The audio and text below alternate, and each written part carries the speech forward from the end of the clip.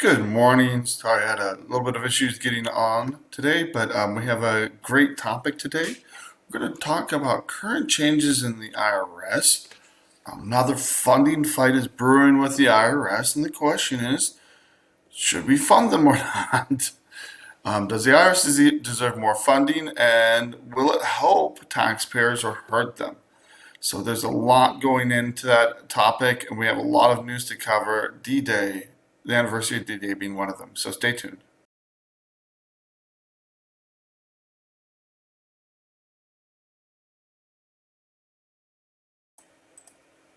Hubert Johnson here. Thank you for watching Taxes Made Easy live or on rebroadcast. And it's an interesting date today. Today is June 6th. If you don't know what happened on June 6th, it was D-Day. So this is when Americans, Canadians, and British hit the beaches in France to liberate mainland Europe from, Nazi fascism. So I had the pleasure 5 years ago, and the great privilege of going to D-Day with my family on the 75th anniversary. Today's the 80th anniversary of D-Day. What a powerful moment. There's a couple articles I'm going to share real quick that talk about this, and they'll be posted to our website. And really, this is something. The main thing is to remember what happened. Remember what's going on, and ironically, too often our education system barely mentions World War II. Barely mentions the people that served. And, it's one thing that's really frustrated my kids going to school. They went there. They saw this. They felt the impact of going to Omaha Beach, seeing what amazing service members did. And again, most people today don't know who Eisenhower was. They don't know or have a clue what D-Day was. And our education system just doesn't teach this information. So again, this is a neat article about it. Another article about it. Last World War II vets converge. There's only about 200 that can make the yearly pilgrimage, and you can see how many are sitting in wheelchairs. Made amazing sacrifices, and it was an interesting thing when we went to D-Day. The majority of people that hit the beaches were not Americans. We make the movies. We're the ones that talk about it. So it's, but there were more British and Canadians than there were Americans. But again, to everybody that hit the beaches, and put their lives on the line for freedom, I tip my hat to them. So I definitely want to acknowledge, D-Day and the freedom that came from launching. The brave soldiers that hit the beaches and did amazing things, trudged through absolute hell for our country, for our freedom, and for the freedom of others. So, talking about freedom, interesting topic came up. This is from CNBC, and this is, scroll down, Texas is looking to start its own national stock exchange. Now, this isn't unheard of. If you didn't know, there are other stock exchanges in the United States besides, Wall Street. That's the most famous stock exchange. Dow Jones, Nasdaq. And that's what everybody knows about. But there's a stock exchange in Chicago. And now Texas is talking about starting up a stock exchange in Texas. So what's the point of opening different stock exchanges? Back in the day, Chicago had a thriving stock exchange that and it's still active today, but it focused more on the central U.S. Today, with information, it doesn't make as much sense to have separate stock exchanges because things can happen instantaneously. So why open a stock exchange in Texas? And the answer is regulations, new laws being passed. Some of them not dealing just with managing the stock exchange, but there are some more partisan laws that are being passed that people are saying, look, we don't want to deal with this. So they're going to create a new stock exchange in Texas. It's going to be focused on the southeast, but the whole plan is to get rid of increasing compliance costs and something that's more CEO friendly. So New York and that area have passed laws. One of the big things that happened is going after Elon Musk and his compensation. Rightly or wrongly, the more you go after CEOs and the local governments try to enforce laws on them, the more they're going to go elsewhere. And so this is something to be aware of. And if you're investing, if it gets off the ground or something, this might be something to look at. Talk to your financial advisor. I'm not a financial advisor, but I would absolutely, could be a big thing for Texas and for people investing. So, interesting article, new opportunity opening up. Now we're going to jump to the news, and so this is from the Daily Fetch. This is a right-leaning site, but this is something I've seen in other articles. I'm going to share this tab. He has a new proposal, and they're trying to pass this through the Senate, and former President Trump has poured some cold water on it, and so it probably won't get through the Senate and the House, but he's proposing to allow essentially 2 million migrants into the U.S. per year across the border. We talk about inflation. We talk about increased demand for housing. At least 2 million, and the numbers are higher than that because these are the ones that actually get processed. There's plenty of people that just get away, and there's so much of a flood on the border that they really can't keep track of it. But the reality is, and I'm sympathetic to it because I speak Spanish. I've worked with Latinos. There's times 80% of my clientele has been Latino, and they're, for the large part, they're hardworking families that just want a better future. But you can't just let everybody come in because it'll crash our economy. Again, there's a lot of distortions in the economy due to massive immigration. And anytime you've had massive immigration throughout our history, this happens. And so I think healthy immigration is a good thing for our country, but it should be done legally, in my opinion. So this goes through the details of they're talking about releasing across the border 1 million and then flying in another 1 million into the country. Again, we are flying people into the country, all parts of the country.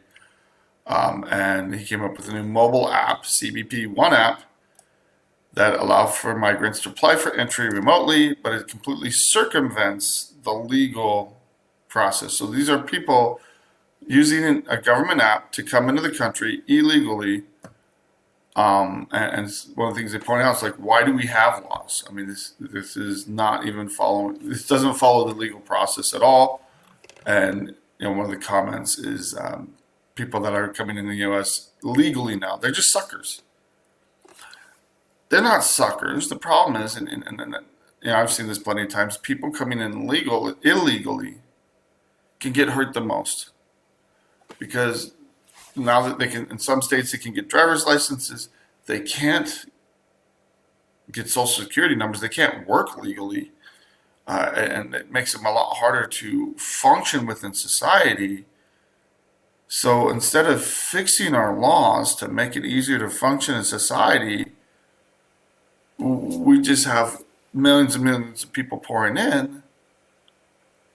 And when they try to work with the government, when they have a problem, the government's not set up for this. It's they're still here illegally, and it creates all kinds of problems if they get hit by a bank levy, wage garnishment, and they don't have a valid social. They're using a false social. I can't help them. And so then they have to hop from job to job, and again, they're outside the system. It's a mess, and it hurts a lot of immigrants. So that's, yeah, again, we talk about inflationary pressures. We talk about increased demand for housing. That all goes to this. So, um, got another article. And one of the concerns that people say that we need immigration for jobs. This is from MRC Newsbusters. So this is a right-leaning site again, but they're citing a Bloomberg opinion written by a Bloomberg economist, and Bloomberg is not. If anything, it's a mainstream media site, if not a little left-leaning. So this is, you can click right here, and here's the original link for the article that it's talking about. You can go straight to it and read it. I would recommend doing that. The headline here, Bloomberg's coming out and saying that job growth last year was overstated by 730,000. So this is non-farm payroll. That's 750,000. That's a huge number. And this is a huge revision downward. That's 50,000 per month. Um, and Anna Wong is the economist writing this. Um, this is shows that the true pace of job growth is below 100,000 per month. That is devastating. So if our job growth is so low, real numbers, and this is the problem, this is what more and more, the numbers that we get from our government don't mean anything. And it's not just the Democrats. Republicans have done the same thing. When they get in the office, they don't fix the numbers because then that would make their numbers look horrible. But a lot of the numbers we get and how they calculate these numbers has been distorted like crazy. So we get, numbers and, one article after another, pushing new facts and look, everything's rosy. It's so much harder to trust the numbers, and maybe I become a little bit too much of a skeptic. Articles like this is why. So it is it is scary. What's happening out there. It's scary how and going back to the original article. I mean, and that's the main thrust of the article is going back to why do we have this? So I hit another break, so we're gonna have to come right back and continue this.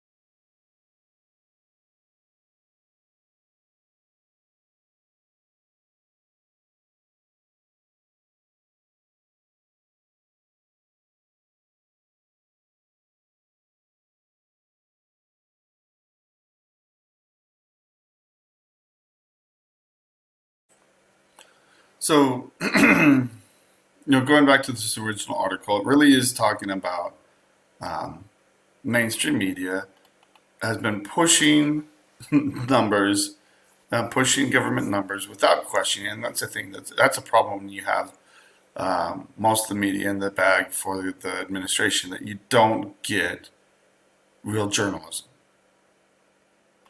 You don't get someone scrutinizing the numbers and looking at this. And this is really the concern here, is that more and more, again, it just talks about all these different articles praising job growth. How much, again, the growth numbers, the official numbers haven't been great. They've been okay. But when you look at under this huge revision downwards, it is scary, and it is really bad news for our economy. So we should be aware of where things are, and make decisions for our country. Again, if you're happy with where things are going, great, that's your choice. But be informed. That's my public service we're trying to provide, is help people be informed. Real quick tax topic here. This is about East Palestine in Ohio, about the train disaster. So there's new guidance basically saying if you receive certain aid for that disaster, these are tax-free. So this is straight from IRS.gov, from their news section. So if you live in that area and you know people that were affected by the train derailment, go to this article. It explains how to use, how to report these, and if you receive qualified disaster relief payments, they are tax-free, but you have to label that on your returns. It should say East Palestine derailment relief. So take this, make sure this is on your tax returns. There's still, if you get paid for lost wages, payments to property owners,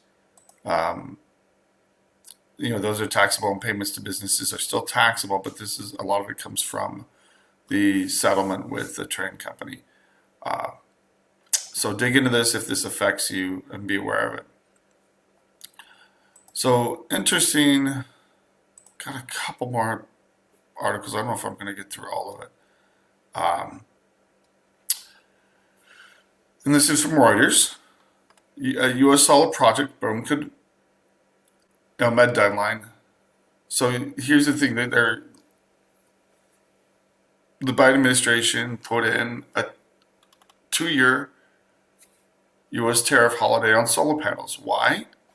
To make it easier to purchase solar panels and get the equipment in the United States to sell and install solar panels.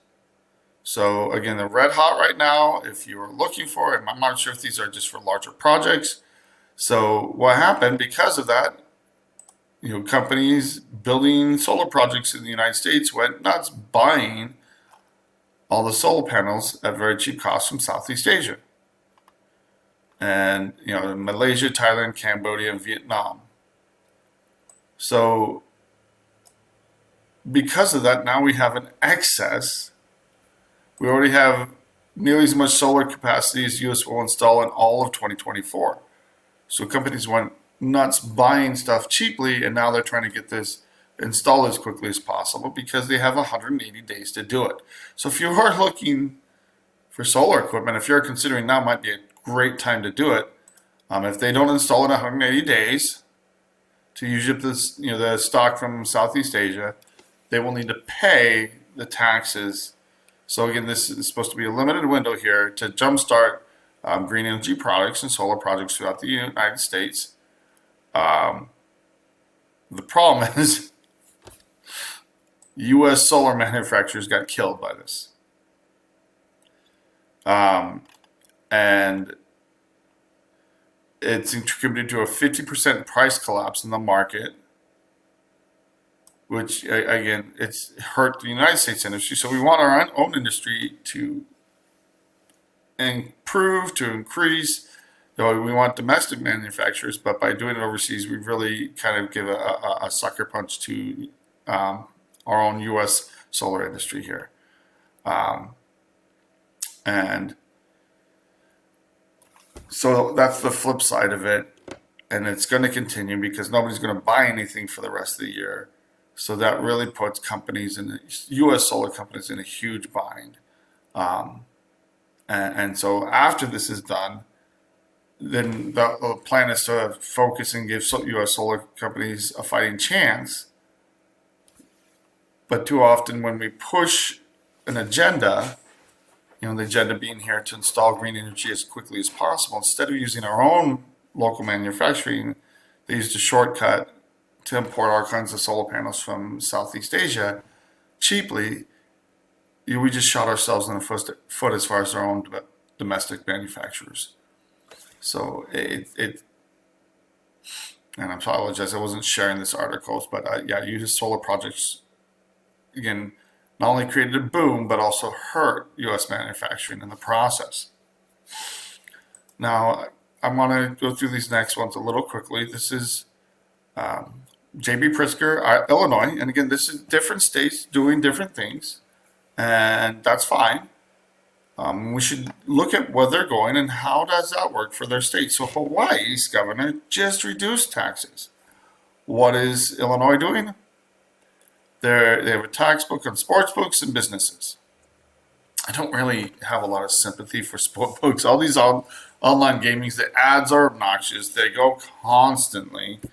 And gambling is an addiction. It impoverishes people. Gambling, they would not do it if they did not make millions and millions off of it. And they usually take the money from, too often I've seen too many people with gambling addictions where it hurts them.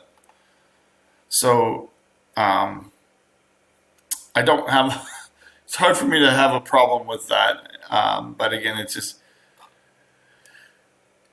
they're hoping to raise revenues on that. My concern is balancing the budget on the back of businesses. Usually leads to less business. Usually leads to fewer jobs. And so I would kind of keep an eye on what happens between comparing Hawaii to Illinois and see which is the best way to pursue this. I think these are two very blue states going in two very different directions, but fighting and dealing with some of the same issues. Budget explosions year after year. Illinois is just trying to tax their way out of it. California is increasing taxes. Hawaii, interestingly enough, is going the opposite direction, and many red states are doing the same thing where they're cutting taxes to grow their economies. So they're getting, I guess, closer to the topic of the day. This is from the Washington Examiner. Budget fights. We see this every single year. It's almost like, a cage match. Here we go, Republicans, Democrats, back in the cage fighting over the budget. Personally, I think it's good when they actually fight over something. When they all agree on something and just pass it, that's what I think the American taxpayers get hosed the most, or get hurt the most. There's more pork, there's more spending. When they don't fight and actually try to reduce something, and both parties are guilty of this. I mean, I have little sympathy for the Republican Party over time. So again, they're both very guilty of just spend. So part of this, they have 12 annual spending bills, and they're focusing on the first one, military construction and veteran affairs. Usually, this is the easiest one, it gets passed without issues, but the VA more and more has become politicized. Politicized how? LGBT issues, abortion. The government is now funding abortion through the VA, which again violates standing federal laws, where taxpayer money is being used to fund abortions. That's against the law. And there's plenty of ways that it's being circumvented by the Biden administration. And not just the Biden, the Obama administration did that a lot. So pro-abortion or not, it is the law that federal taxpayer dollars should not be going to fund abortions. So this is a fight that the Republicans passed a bill stripping a lot of these things from, or they say stripping it. not allowing these expenditures. And we've talked about how service for veterans has decreased. Access to get around the VA has become harder and harder under the current administration, which hurts veterans. And that's what it should really be about. Access and care for everyday veterans that need health care. And you can argue that there are some things that, again, whether or not they should fund abortions is a different issue. But these funds should be for taking care of veterans first and foremost. And I wish they would just focus on the real issues here and taking care of people rather than the politics of this. So this is just the first of many bills. And, again, one of it, right here, it talks about what the difference is here. The writers would ban or get rid of funding for abortions in the case of rape and incest, as well as a ban on gender affirmation care for transgender veterans. Should VA funds be provided for elective surgeries? That's a whole policy argument there. But again, those changes have been made, and more funds have been provided to additional services like that. But at the same time, the VA is restricting access and making it harder for veterans to get care for their normal services. So this is just the first of many fights. The next fight, and this really gets into our main topic here. This is from the Hill. And this is the House GOP proposing IRS funding cuts, defunding the free tax filing system. Oh no. And I laugh because I have my opinions about the free tax filing system, and they're not consistent. I want to be very clear about that. My opinions are not shared by all CPAs, tax attorneys, etc. I try to share both sides of it. But there are plenty of people that are applauding, the Inflation Reduction Act, which is an oxymoron in itself. Just that alone. It didn't reduce inflation. It's only increased inflation with more and more government spending. And so this is really gets into, I'm going to go through the article really quick and then talk about what I'm seeing working in the trenches with the IRS. How is this funding being used? The increased funding from the Inflation Reduction Act, which inflation is still high. It didn't reduce anything, in my opinion. And do we really need this free tax filing system? Again, it's another program. It sounds great. Let's provide more free stuff for people. But there's always a cost with this. And there are ethical issues here with the IRS being the one to prepare people's taxes. So they're putting together these budgets, and some of the proposals to get rid of the free online tax filing system. And the Treasury Department just announced, hey, we're going to make this permanent and expand it to more states, if not all the states. Yeah, I've shared some of that information, announcements directly from the IRS. But, Republicans are looking to reverse that. So, and one of the things here, they're looking to prohibit funds to be used to create government-run tax preparation software that Congress has not authorized. So this is one of the concerns here, is that the administrative state, rightly or wrongly, is doing all kinds of stuff not directly authorized by Congress. Now, half of this fault lies with Congress. They haven't done anything. They've watched it happen, and they just kind of, hands back, we're not going to do anything here. And they've allowed the administrative state to go their way. If they really if they don't like what's happening, they need to pass laws to address this. So Republicans are proposing laws to put guardrails and specify what the IRS can and can't do. But again, and the courts going all the way to the Supreme Court have been very liberal. And I don't mean that as a political sense, but they've been very generous towards the administrative state in allowing them to interpret revelation, Congress, congressional statutes and laws passed to fulfill the intent of the statute. And that's called Chevron deference. It's a whole nother argument. But because of this is why we see the IRS creating new programs, doing new things. And until Congress speaks otherwise, they're pretty much going to be able to do what they want. So, big thing here, it reduces funding for 25 by 2.2 below the 2024 level to 10.1 billion. So that cuts out about 15%, and in particular targeting enforcement funding by 2 billion. Most of it targeting enforcement funding. So, and the argument here is that this is reining in the IRS from having them unfairly target hardworking Americans. Of course, Democrats, they just had this, so this is going to be a big fight from Republicans and Democrats. They just passed an $80 billion funding boost, and now Republicans are trying to strip that away. So I don't want to really focus too much on the article and the political fight between Democrats and Republicans. I want to focus on what's actually happening here. What's happening on the ground?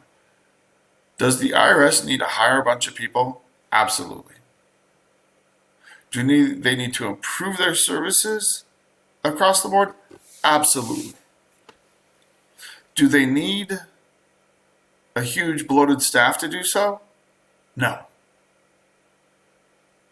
So, in my experience, this is just, the Republicans are fighting and targeting enforcement for very specific reasons.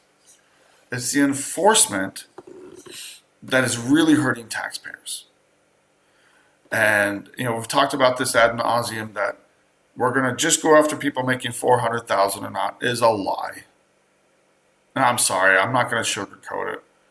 The IRS has come out itself and said there's no way to just make sure we're going after people making $400,000.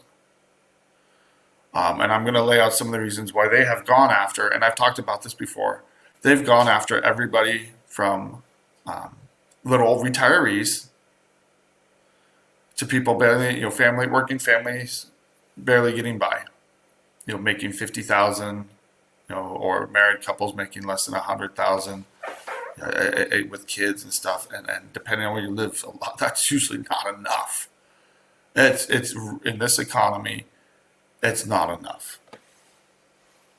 So, issue number one, the Biden administration has stepped up, and again, I'm gonna.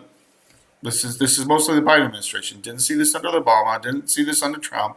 Yeah, again, this is over the trend over the last 20 years has to make the IRS more taxpayer friendly. With the drive to collect more taxes than ever, and revenues are definitely up on average. This last year 4.4 trillion. The year before was 4.9, but that was kind of a heyday year. With the stock market, and now that's gone back down. But it's still up in the last few years, over about $1.5 trillion. But our spending is over $6 trillion. That's the problem.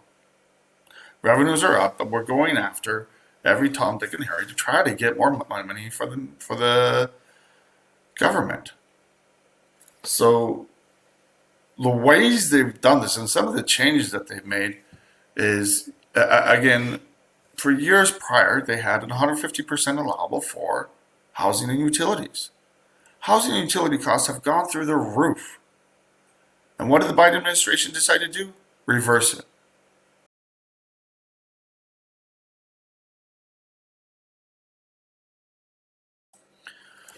So, welcome back, everybody. I just want to explain how this change in allowables hurts people. So the average allowable for someone, family living in Las Vegas, is around $3,000. Average rent in Las Vegas is around $3,000.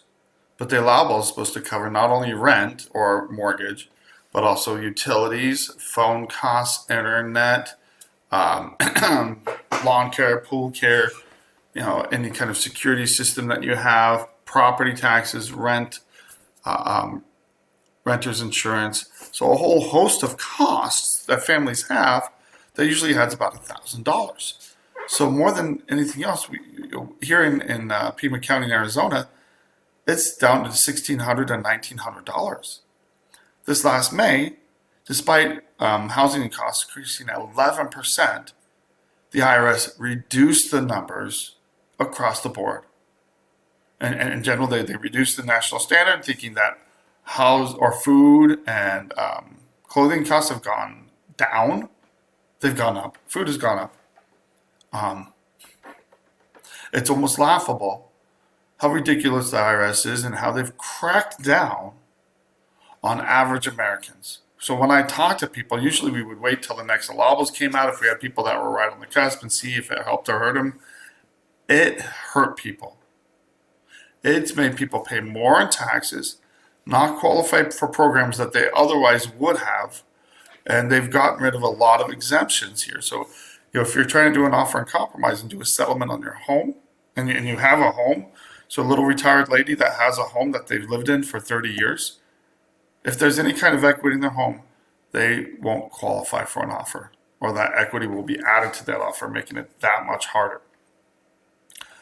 So again, there have been a lot of policy changes at the IRS to go after average, ordinary Americans. Rich, poor, doesn't matter. They've made it harder for everybody across the board. Number two, their enforcement is up, but their customer service is pathetic. I'm sorry. There's no way to sugarcoat it. When you call in, most days, Monday through Friday, you can't get through. You get just a message that, look, our lines are busy. You have to call another day. Calling through on offer and compromise has been so difficult that we have to fight to get through. And I've had to pay extra for holding services just to try to get through to the IRS. It's gotten that bad. So actually getting through to somebody has become more difficult than ever. I can't imagine what it's like for the average taxpayer. And people ask me, I do get this question, why should I hire a tax professional? Because dealing with the IRS now is harder than ever. Most of their funds are going for enforcement, for going after people, auditing more businesses, doing more invasive audits. They're expanding the program, going after individuals and businesses where they ignore what's on the tax return. Well, no, they look at what's on the tax return and they assume that nothing is correct, that you have to prove up every single line on your entire tax return. If you don't have proof of every single expenditure, you end up owing a lot of money. The penalties are very nasty. It is crazy what the IRS is doing to people. And it's random. Doesn't mean you're doing anything wrong. They're just going to put you through, and it's referred to as the audit from hell. So customer service is way down. They have tried to improve IRS.gov, and I think that's a good thing. I think that's a good service. But here's the thing: if you are not comfortable, if you have a representative, they're pushing people more and more to settle their own issues and circumvent representation. So I think if you feel comfortable using IRS.gov, that is a good option here. But the IRS isn't innocent in all this. Again, they're trying to encourage people. Look, you can talk directly to us, but then they're less informed, they're poorly trained, and they don't know their own rules and regulations. So when you're talking to the first couple layers of bureaucracy, and they've added layers of bureaucracy. So I don't mean for this to turn into a venting session, but the problems at the IRS have only gotten worse. Much worse with the Inflation Reduction Act. So they've added layers of bureaucracy, so it's harder to get through to someone that actually knows what they're talking about. You used to have the PPL or the main IRS service line, and if they didn't know if you had an actual balance, you could escalate your case to automated collections. And that's where ACS is. That's the people that usually would know what they're doing, and they could help you resolve your case, or they were the ones that would forward collections to you. So it was kind of a scary thing talking to them. But at the same time, those are the people that would know what was going on. The first layer didn't really know much. Now the IRS has added a couple more layers in there. So when you call the first layer, then there's another layer on top of that. And half the time, they can't even do a simple installment agreement. So their ability to actually serve taxpayers has gone down. Their knowledge base has gone down. So they give bad information all the time. They don't know what they're doing. You ask for a manager. They don't have trained expert managers there. So they transfer them on. And then they're taking people. You go to collections. A lot of people in collections aren't well trained either. Now, the people that have been there 5, 10, 15 years, I deal with plenty of people that are excellent there. But it's harder than ever to get to collections and talk to someone that has experience to truly help taxpayers. And all the new people that they're bringing in, they're training them to treat taxpayers like criminals. How could you owe this? You have to pay this now. They threaten, they badger. And did that happen before? Yes, but it's only gotten worse. On top of ACS, they've added special compliance, which is another layer of bureaucracy. They're harder to get to, they're harder to communicate with, and when you get there, half the time they don't know what they're doing anyway. So they have increased the bureaucracy on the customer service side, which has only made it harder to deal with and work with the IRS. Especially as a tax professional. But that makes it even harder for individual taxpayers to work with and accomplish, get tax relief and get their rights respected by the IRS. More and more, I've run into IRS representatives, revenue officers, and people in collections telling people they don't need a higher representation. They don't need it. That is a blatant violation of their right to representation, and it goes directly against the Publication 1 Taxpayer Bill of Rights. Do you always need a tax professional? No. And there's plenty of times I talk to people and I'll give them some hints and say, this is what you should do. This is how you work through this.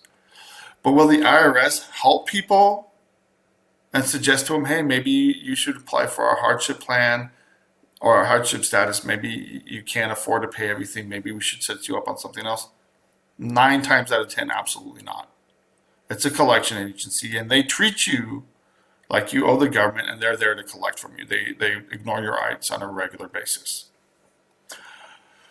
When doing offer and compromises, it's harder than ever for an individual to submit an offer and compromise. Why? It used to be that we would submit an offer and compromise, and we would prepare it, we would make sure everything was done right, and we would submit it, and our first letter oftentimes was an offer accepted letter. Someone looked at it, reviewed it, okay, this makes sense. Now,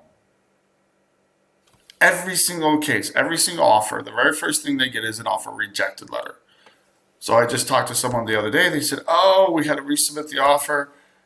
We send it in, the first letter that comes back is a rejection offer. The clients thought it was done. I said, no, this is just the start.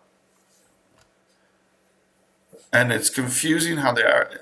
Again, we don't have a single offer now where it just gets accepted every single time they reject it. And we have to call them, we have to get through them, and their phone systems are worse than ever, especially with the Memphis offer and compromise unit. It's terrible. So we have a hard time getting through. How in the world do normal taxpayers get through and get their cases addressed? Especially when these rejections are for whatever penny ante issue, half the time they're dead wrong, or it's something that they just need to provide simple proof for.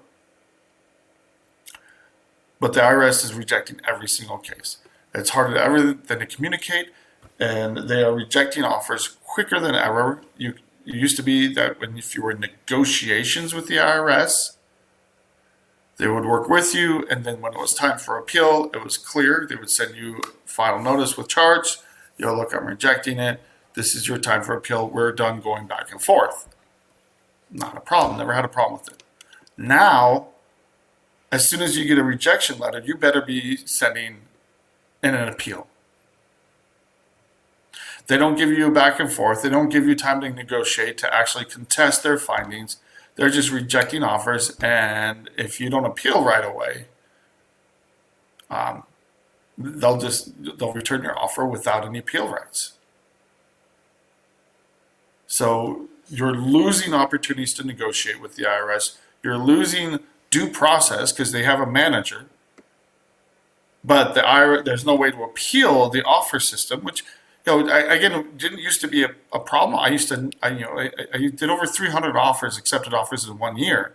The reason I was able to do that is because I was able to make sure the offers were correct going out the door. And I was doing a high volume. But most of them just got accepted on the first letter. I didn't have to call and call and call. Well, I did call to follow up on them, but usually there might be an issue too. We would provide it. Things came back. Now the IRS is rejecting clear expenses that they should be allowing, and they're doing it every time. And then they're making things up. I have had them do the weirdest things in the last couple of years, where they look at a business. We show them the last tax return. I've had them look at bank statements and try to make up their own profit and loss, ignoring all the business expenses, and come up with astronomical numbers that made 0 sense. They're not CPAs, they're not bookkeepers. They clearly don't have a clue what they're doing. And when we appeal it, the appeal officer looks at it and says, okay, yeah, that's ridiculous. But we're having to fight almost every single case that much more. And it's all because of the aggressive stance the IRS is taking with taxpayers, that it's all about enforcement. It is not about customer service. And their customer service and the ability to talk to and actually get good answers from the IRS has decreased. It's really gone down over the last 3 years. So if I'm a little keyed up about this, it's because I see it hurt taxpayers day in and day out. I want to get to the free filing issue. One of the biggest criticisms of the IRS program to free file, first of all, is you're taking your tax preparer and having the same person enforcing your taxes be your tax preparer. So everything you provide to them, they have again, there's no confidentiality there. There's no representation there. Again, this is another way to get rid of representation. And you don't have full attorney-client privilege with a tax preparer, but someone that can sit there and give you advice and steer you in the right direction. It's like using TurboTax, but there's plenty of people using the IRS system that shouldn't be using. They should be using a CPA. They should be using someone with more knowledge. And if they mess up your tax return, good luck. They'll just blame it on you as the person using their system. And it's also redundant. There are all kinds of free file programs out there for state and local, for across the country, and those have been in place for well over a decade, or I'd say decades. So if there's plenty of cheap, very affordable programs out there. There wasn't really a need for the government, the IRS, to create this direct file program to provide free tax preparation, because there's plenty of free tax services out there, and many of them being funded by the government. But at least they were third-party systems. So it raises ethical questions going forward, and again squeezes tax preparers, and again hurting the very industry that helps taxpayers get ready for, prepare for. And for businesses, self-employed individuals, they need more assistance lately, not less. And one of the big reasons is that the IRS is going after estimated tax payments throughout the year with gusto, and a lot of people are going to be surprised. I was just talking to another tax attorney, and he knew about it, but I said, look, you guys need to be paying this every quarter. You need to be beating this penalty, and he's like, oh yeah, I know about it, but I haven't talked to them about it yet. I'm like, well, next deadline's in 11 days. I went to a law firm yesterday and was sharing this information, and some of the owners of the law firm, 30 attorneys in this law firm, were going, oh my goodness, I need to get on this. I've got a payment coming up in less than 2 weeks. I said, yeah, you have to be on top of this. Your bookkeepers, CPAs, they're going to have to make changes to make sure taxpayers aren't hit with more penalties and interest due to changes that Congress has made. And the IRS, part of it is the interest rate has continued to climb. They want to claim that inflation has gone down. They want to claim that government reduce what the IRS is charging people first, because they're talking out of one side of their mouth and doing something else to hurt taxpayers out of the other side. So should the IRS funds be cut? That's a different issue. Do they need more funds and better services? Absolutely. Are they increasing services? Are they making things more friendly and available for taxpayers? Absolutely not. In most cases, there's small exceptions there. I would love to see more oversight of the IRS. I would actually love to see more customer service. They do need better training. They do need better people, and therefore to provide better customer service. What's happening now? 95% of it is hurting taxpayers across the country. I don't support it. I don't think it's good for the health of our economy, because really it's taxpayers that bear the burden of our government spending. And again, stay tuned for tomorrow.